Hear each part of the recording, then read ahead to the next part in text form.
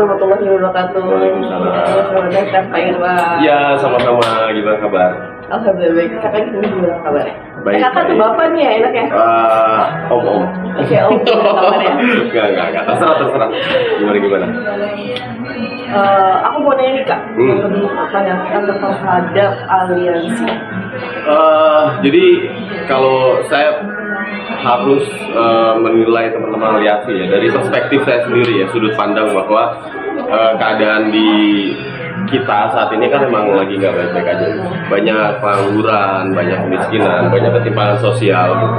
Terus ada beberapa gelintir orang yang masih peduli sama kemanusiaan, sosial, membantu banyak orang di saat-saat sulit seperti ini. Itu keren banget sih.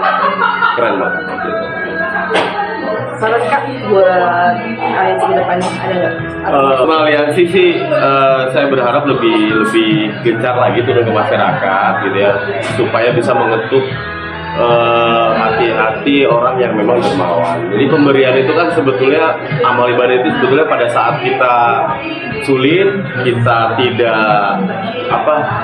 belum berkecukupan, tapi kita masih mau berbagi. Nah, kalau kita udah kaya, udah punya banyak duit, berbagi itu hal yang biasa gitu ya. Tapi kalau kita biasa-biasa aja, masih banyak kebutuhan, tapi kita mau menyempatkan atau berbagi gitu ya dengan apa yang kita punya, itu baru luar biasa.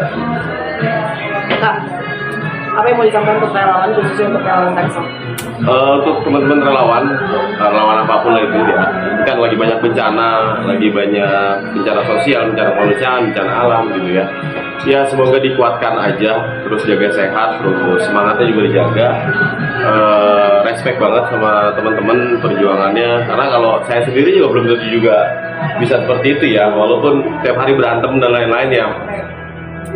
Karena di dunia olahraga ini memang salah satu tujuan kita juga menguatkan sumber daya manusia sama ekonomi yang ada di masyarakat untuk bergerak gitu ya.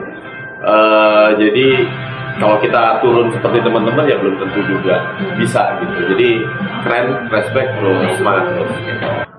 Sibuk banget sih enggak, cuma emang schedule gitu. Tapi kan kalau kita lihat di sosial medianya dulu nih banyak banget agendanya. Iya, selama itu saya nggak melihat itu sebagai sebuah tugas gitu ya, tugas dan tanggung jawab, itu kewajiban aja sih. Karena hidupnya di dunia olahraga, jadi memasyarakatkan olahraga dalam bentuk apapun, di ruang apapun, ya untuk lebih dikenal oleh masyarakat gitu. Biasa sekali.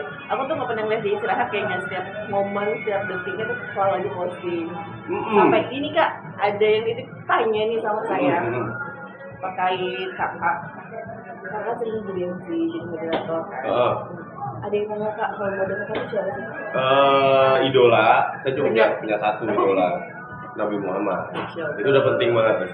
Nggak ada orang yang memang mengalahi beliau untuk di dunia ini. Yang ini gitu ya, ada Pak Hamka sih, Hamka Amdarus, ketua Komisi Tangsel. Ini memang belajar dari beliau. Jadi beliau itu Sri Mulatan bisa, maksudnya bercanda bisa, dibawa serius bisa. Lalu kemudian dia selalu bilang nih bahwa little learning is a dangerous thing. Jadi lo baca, lo lihat, lo perhatiin, lo tiru, lo lakuin. Jadi sebenarnya saya bukan MC gitu, bukan pembawa acara podcast dan lain-lain. Cuma itu diceburin aja sama dia, dijorokin lu gitu. Akhirnya terus sampai sekarang. Kalau boleh tahu itu kakak udah berapa lama kak dalam bidang itu? Awal diceburin ke jurang MC ini Oktober ya, 2024. 2024 ya, kalau ada yang tanya sejak kapan, berarti Oktober 2024 gitu. Sebelumnya tukang berantem aja. terus gini sama emang ngeband kan dari dulu. Emang ngeband kan dari dulu, ngeband kita di beberapa kafe di daerah BSD, di daerah Kubik sana gitu kan. Kalau ngeband itu emang karena seneng aja dari dulu, dari SMP juga seneng ngeband. Jadi akhirnya pada saat Covid tuh 2021 2022 ketemu lagi sama teman-teman band. Jadi ya udah ngeband lagi. Aktif sampai lagi. detik ini kak. Sampai detik ini. Jadi kalau saya Jumat Sabtu Minggu itu khusus band. Oh, boleh tahu? Boleh share di mana? boleh. Jadi sama teman-teman kita ada di Teras Kota, terus kita ada di Cupid sih. Itu dia, jadi ada di Teras Kota dengan Cupid. Iya, yang mau. Boleh tahu Kak genre musiknya nih, yang kakak dan kawan-kawan itu? As a person ya, sebagai personal sih rock gitu. Tapi kalau sebagai anak band ya semuanya ke India udah banyak juga yang DM kalau saya posting pakai lagu India gitu ya, kan banyak juga tuh yang DM kenapa lagunya begini, kenapa lagunya begitu. Jadi kalau kita sebagai as a musisi gitu ya semua lagu kita bisa. Dan kesukaran memainkan musik itu beda-beda ya dari genre ke genre. Kalau genrenya kita 80-90 itu lebih kuat di artikulasi lirik. Genrenya kita. Saya maksudnya itu liriknya tuh lebih kuat, terus lebih memorable ya.